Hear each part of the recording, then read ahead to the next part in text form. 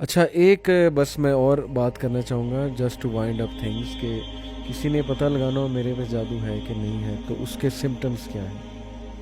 علی بھائی سب سے پہلے تو ہم مختصر یہ ذکر کریں گے کہ جو معاشرے میں جادو چیک کرنے کے طریقے بتائے جاتے ہیں. جی مختصر یہ ہے کہ کچھ لوگ تو قمیض ماپ کے چیک کریں گے. قمیض چھوٹی ہوگی بڑی ہوگی، چھوٹی ہوگی تو جادو ہے، بڑی ہوگی تو سایہ ہے. صحیح. ہم نے اس پہ ایک پروگرام کیا بھی تھا اور کافی لوگوں نے دیکھا.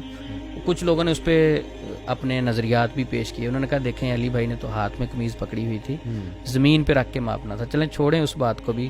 ایسے لوگوں سے سوال ہے اگر میری قمیض 20 انچ کھلی ہے اور جادو کے ساتھ سکڑ جاتی ہے، ایک بار دم کرے 2 انچ سکڑ جاتی ہے، اس کا مطلب ہے کہ 5 بار میں دم کرواؤں گا تو میری تو ساری کی ساری قمیضیں جو ہے نا وہ 10 انچ کی رہ جائیں گی. میں تو کپڑے ہی نہیں پہن سکوں گا. ٹھیک ہے، کامن سینس کی بات. کچھ لوگ آپ کی بازو پہ نشان لگائیں گے، نشان لگا کے اس کو بھی ماپ لیں گے ایک بار اس کے ساتھ، بعد میں چیک کریں گے وہ بڑی ہو جائے گی. اچھا اب کہتے دیکھیں میری بازو بڑی ہوگی. ایسے بھائی کو چاہیے کہ تھوڑا سا سینس سے کام لے. اگر اس کے بازو ہے 20 انچ کی تو اس کا مطلب ہے کہ اگر جادو ہو تو بازو بڑی ہو جاتی ہے، تو 5 دم کروائے گا تو اس کی بازو تو ماشاءاللہ 5 انچ 10 انچ اور بڑی ہو جائے گی. صحیح. یہ سارا بیوقوف بناتے ہیں. تو یہ اس طرح کے جو طریقے ہیں نا وہ سارے غلط ہیں. لوگ اس طرح کے طریقوں سے چیک اپ کرواتے ہیں. جب وہ بتاتے ہیں نا کہ آپ کی تو قمیض چھوٹی ہوئی پھر پینک ہو جاتے ہیں. ایک بھائی تو ایسا بھی، میں گھر میں گیا تو ان کے گھر میں علاج کرنے کے لیے عمل آیا. کہتے ہمارے اوپر جادو ہے. میں نے کہا آپ کو کیسے پتہ چلا آپ پہ جادو ہے یا نہیں؟ تو کہتے ایسے پتہ چلا کہ عامل صاحب ہمارے گھر میں ہے. وہ روم میں جاتے تھے اپنی، انہوں نے بازو قمیض اوپر کی ہوئی تھی تو اس طرح کر کے دیکھتے تھے ہر روم میں جا کے. تو کہتے ہم نے پوچھا یہ آپ کو کیسے پتہ چلتا ہے؟ کہتے جس روم میں جا کے میرے وہ بال کھڑے ہو جاتے ہیں نا بازو کے، اس روم میں جین ہے. میں نے کہا بڑا تھرمامیٹر تھا وہ آدمی کا. میں یہاں کنسیپٹ سمجھانا مجھے دل کر رہا ہے لیکچر دوں اسٹیٹک الیکٹریسٹی پہ. اینی وے ٹھیک ہے. تو میں نے کہا بڑا وہ بھائی تھرمامیٹر تھا، اس طرح کر کے بتا دیتا. یہ سارے نفسیاتی حربے ہیں. کچھ لوگ پانی پلا کے آپ کو چیک کریں گے، کڑوا میٹھا، یہ بھی کوئی اس کا شریعت سے تعلق نہیں. زیادہ تر نفسیات سے آپ کو ان چیزوں کی بنیاد پہ خوفزدہ کر دیا جاتا ہے، پریشرائز کر دیا جاتا ہے. اب سمپل ہے کہ کچھ لوگ، ایک بڑی مزیدار علی بھائی بات کہ کچھ لوگوں میں ایک پیشنٹ نے بتایا کہ ایک خاتون سے ہم علاج کروا رہے ہیں، انہوں نے بتایا جادو. میں نے کہا ان کو کیسے پتہ چلا؟ کہتے ان کے اندر ایک نیک بزرگ حاضر ہوتے ہیں. اچھا. میں نے کہا وہ کیسے؟ کہتے وہ بیٹھی ہوتی ہیں، ان کے اندر ایک جن آ جاتا ہے، وہ بہت نیک ہے. اب وہ حاضر ہو کے پھر چیک کر کے بتاتا ہے. تو بہت اچھے ہیں جی، نیک لوگ ہیں. میں نے ان سے سوال کیا، میں نے کہا چلیں ایک میرے سوال کا جواب دیں. نبی صلی اللہ علیہ وسلم کے مصلی پہ کھڑے ہونے والے ابھی جو امام کعبہ ہیں، آپ مانتے ہیں کہ سب سے دنیا میں نیک آدمی ہیں؟ کیا ان کو شریعت اجازت دیتی ہے کسی غیر محرم خاتون کو ہاتھ لگائیں؟ کہتے نہیں. تو میں نے کہا وہ نیک بابا جی جن کون سے ہو سکتے ہیں کہ غیر محرم خاتون کے اندر حاضر ہو کے باتیں کر رہے ہیں؟ وہ کیسے نیک ہو سکتے ہیں؟ آپ کہہ رہے ہیں کہ پورے جسم میں داخل ہو گئے، پورے جسم میں داخل ہو گئے نا. تو وہ کیسے نیک ہو سکتے ہیں کہ ایک نیک بابا جی ایک خاتون کے اندر حاضر ہوتے ہیں، بڑے نیک ہیں. غیر محرم کے اندر حاضر ہوئے ہیں جی، ابھی بھی بڑے نیک ہیں. وہ حاضر ہو کے بتا رہے ہیں جی آپ پہ جادو ہے. کس طرح کی باتوں پہ لوگ ٹرسٹ کرتے ہیں. تو اس طرح کی بیوقوفیوں سے لوگ جا کے اپنا چیک اپ کرواتے ہیں، غلط لیبارٹریوں سے. شریعتاً کیا سمٹمز ہیں علی بھائی؟ شریعت نے کوئی سمٹمز ایسی نہیں بتائی جادو کی. اگر ہم شریعت کو تھوڑا سا اسٹڈی کی طرف لے کے جائیں، حدیثوں کو پڑھیں، تو ہمیں یہ بات علی بھائی سمجھ لگتی کہ نبی صلی اللہ علیہ وسلم پہ جو جادو ہوا تھا تو تھوڑا سا بھولنے لگے تھے. تو لوگ کچھ فتویٰ نہ لگا دیں، وہ دینی معاملات میں نہیں، دنیاوی معاملات میں. صحیح. اچھا، اس سے یہ ہے کہ جس پہ جادو ہوگا نا اس کے حافظے کا ایشو بنے گا. اچھا، بیمار ہے، جاتا ہے رپورٹس کروانے کے لیے، بیماری ہونے کے باوجود رپورٹس ساری کلیئر آئیں گی. صحیح. اچھا، ہاتھ پاؤں ٹھنڈے ہو جائیں گے اچانک.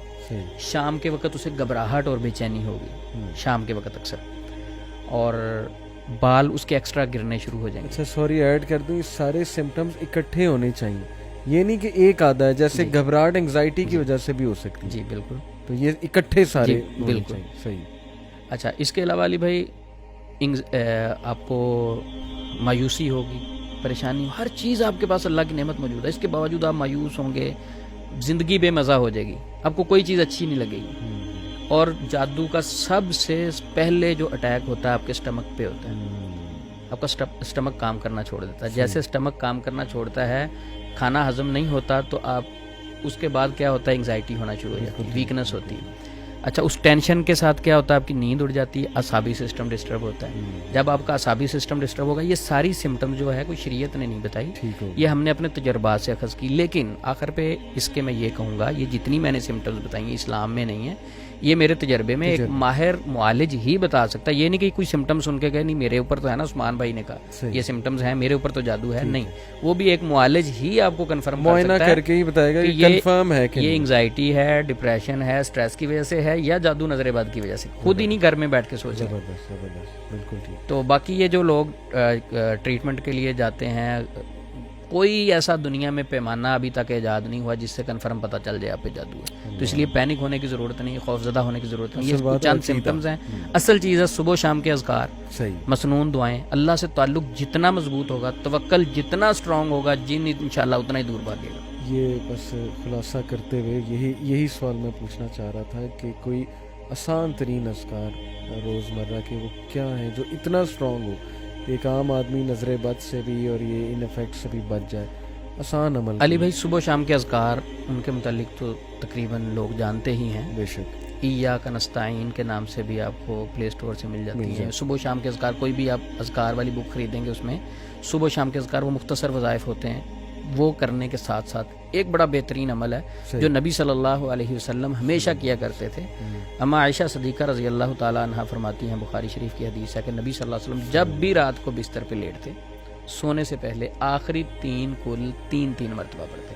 ٹھیک ہو گیا. آخری 3 کل 3 مرتبہ پڑھتے. اس کا طریقہ کیا ہونا چاہیے؟ قل اعوذ برب الفلق, قل اعوذ برب الناس, سورۃ اخلاص, سورۃ الفلق, سورۃ الناس. اچھا 3 مرتبہ پڑھ کے اپنے ہاتھوں پہ پھونک ماریں اور پورے جسم پہ دم کریں پاؤں تک. اچھا اس کے 2 طریقے ہیں. ایک طریقہ تو یہ ہے کہ آپ ڈائریکٹ 3 بار پڑھ کے پھونک ماریں اور جسم پہ دم کر لیں. اور دوسرا طریقہ جو مجھے سمجھ لگا اس حدیث سے, وہ یہ ہے کہ 1 بار اخلاص پڑھیں, 1 بار فلق پڑھیں, 1 بار ناس پڑھیں, ہاتھوں پہ پھونک مار کے دم کریں, پھر 1 بار اخلاص, 1 بار فلق, 1 بار ناس, پھر دم کریں. یعنی 3 بار ہی ہاتھوں سے دم ہو جائے گا اور 3 بار ہی صورتیں مکمل ہو جائیں گی. یہ عمل نبی صلی اللہ علیہ وسلم ہمیشہ کیا کرتے تھے. صحیح. تو یہ اگر ہم عمل شروع کریں گے, اگر نظر لگی ہوئی ہے انشاءاللہ وہ اتر جائے گی. تھکاوٹ, میرا تجربہ ہے علی بھائی, جس دن رہ جائے نا میری تھکاوٹ نہیں اترتی. جب میں یہ عمل کر کے سوتا ہوں, میری تو دن کی ساری تھکاوٹ چند گھنٹوں میں اتر جاتی ہے. تو مسنون عمل ہے. تو آخری 3 کل رات کو ہر شخص کو پڑھ کے سونے چاہیے. انشاءاللہ آدھے جادو جن تو ویسے ہی بھاگ جائیں گے. اور اپنے آپ کو ہر پیشنٹ کو ساتھ پازیٹیو رکھنا ہے. اذکار دعائیں پڑھنے کے ساتھ ساتھ اللہ سے مضبوط تعلق, مائنڈ سیٹ پازیٹیو ہونا بہت ضروری ہے. اور وہ لا آف اٹریکشن بھی ہے نا ایک سائیکالوجی میں, کہ جو آپ کی سوچ ہوگی وہی چیز آپ اٹریکٹ کرو گے. پازیٹیو ہو تو پازیٹیو لوگ اور پازیٹیو خیالات اور پازیٹیو چیزیں اٹریکٹ کرو گے. نیگیٹو ہو تو نیگیٹو لوگ ہی اٹریکٹ ہوں گے آپ کی طرف, نیگیٹو خیالات. لیکن یہ جو آپ نے بات سائنس کے حوالے سے کی ہے, اس پہ لوگ اعتماد کر لیں گے. میں ایک حدیث سناتا ہوں, دیکھیں اس پہ نہیں لوگ کرتے. حدیث قدسی ہے, اللہ خود فرماتے ہیں, انا عند ظن عبدی بی, میں بندے کے گمان کے مطابق ہوں. ان ظن خیرا فلہ و ان ظن شرا, اچھا سوچے گا تو اچھا ہوگا, برا سوچے گا تو برا ہوگا. زبردست. تو بات سوچ پہ ختم ہوتی ہے. اللہ ہمیں سوچ پازیٹیو ہو جائے دے عثمان بھائی, اور اللہ آپ کی حفاظت کرے. آپ آج کے دور میں جب اتنے غلط لوگ بیٹھے ہوئے اس فیلڈ میں, آپ ایک جہاد کر رہے ہیں, اللہ آپ کی حفاظت فرمائے. آپ بھی اذکار کریں, حفاظت کی بڑی ضرورت ہے, کیونکہ یہ شیاطین بھی سن رہے ہیں. ظاہر ہے وہ بھی انسان کے دشمن ہیں, اور جو لوگ 2 نمبریاں کر رہے ہیں, اللہ انہیں ہدایت دے. اللہ انہیں سیدھے راستے پہ لائے, اور لوگوں کو بھی ہدایت دے کہ وہ علم حاصل کریں, عقیدہ مضبوط کریں. بہت پریشان ہیں لوگ, اللہ ان کی پریشانی آسان فرمائے. لیکن ان کی بھی رسپانسبلٹی ہے کہ وہ پریشانی خود اپنے اوپر مسلط انہوں نے بہت سی وجوہات کی ایسی کی ہے. جزاک اللہ عثمان بھائی, بہت اچھا لگا ہمیشہ کی طرح. انشاءاللہ آپ سے بات ہوتی رہے گی. اپنا خیال رکھیے گا. بارک اللہ. السلام علیکم. وعلیکم السلام.